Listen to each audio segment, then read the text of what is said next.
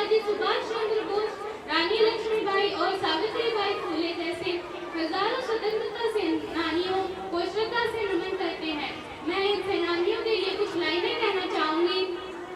जलती रही नारियां जोहर में, जलती रही नारियां जोहर में, भेड़िए फिर भी मौन थे। हमें सिखाया गया अकबर महान तो मारना प्रताप कौन थे। अरे सड़ती रही सड़कों पर लाशें, सड़ती रही सड़कों पर लाशें, गांधी फिर भी मौन थे। हमें सिखाया गया कि गांधी के चरखे से आजादी आई तो फांसी पर चढ़ने वाले वो 25-25 साल के नौजवान कौन थे। आज भी वो रस्सियां संग्रहालय में सजा कर रखी जाती है जिससे गांधी जी अपनी बकरी को बांधा करते थे। कहाँ गई वो रस्सियां, कहाँ गई वो रस्सियां जिसमें भगत सिंह, राजगुरु और सुखदेव हंसते हंसते झूले थे। हालाते मुल्क देखकर रोया न गया, हालाते मुल्क देखकर रोया न गया, कोशिश करी हजार फिर भी मुंह ढककर सोया न गया। कितने झूले थे फांसी पर, कितने झूले थे फांसी पर, कितनों ने गोली खाई थी। क्यों झूठ बोलते हो साहब कि गांधी के चरखे से आजादी आई थी। वो दौर गया जब भारत को कमजोर राज्य कहा जाता था। अब भारत वो है जो सीमा पर आंख दिखाने वालों की आंखें निकाल देता है। अब भारत शांति में विश्वास रखता है, लेकिन दुश्मन अगर सीना ठोकता है तो भारत छाती चीर देता है। 22 अप्रैल 2025 को कश्मीर के पहलगाम में निर्दोष लोगों पर हमला हुआ। महिलाओं, बुजुर्गों, बच्चों को धर पूछ कर मारा। ये हमला नहीं, ये इंसानियत पर धब्बा है। पर देश चुप नहीं बैठा, पर देश चुप नहीं बैठा।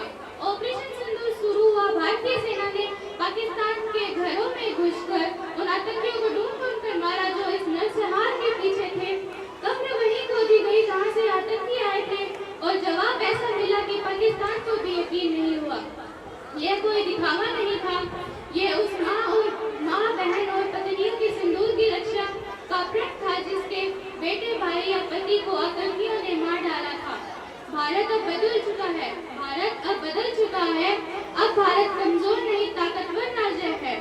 पाकिस्तान हो या चीन या कोई और भी भारत की आंख में आंख डालकर बात करने की हिम्मत नहीं कर सकता। यह वो देश है जो बुद्ध भी है और अर्जुन भी। जब तक शांति रहेगी हम चुप रहेंगे, लेकिन जब युद्ध चाहिए तो कृष्ण भी हमारी कमान संभालते हैं। हमें आजादी तो मिल गई, अब हमें इसे सजाना है, सहेजना है और मजबूत बनाना है। अपने कर्म से देश को ऊंचाई दो, अपनी मेहनत से भारत को विश्व गुरु बना दो।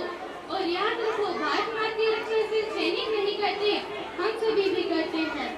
तिरंगा सिर्फ एक कपड़ा नहीं है, तिरंगा सिर्फ एक कपड़ा नहीं है, यह लहराता है तो देश का मान लहराता है। इसे ऊंचा रखना, क्योंकि इसके पीछे हजारों शहीदों की जान लहराती है, क्योंकि इसके पीछे हजारों सैनिकों की जान लहराती है। एक बार फिर से आप सभी को स्वतंत्रता दिवस की हार्दिक शुभकामनाएं और इन्हीं भावनाओं के साथ मैं अपनी वाणी को विराम देती हूँ। जय हिंद, जय भारत, वंदे मातरम।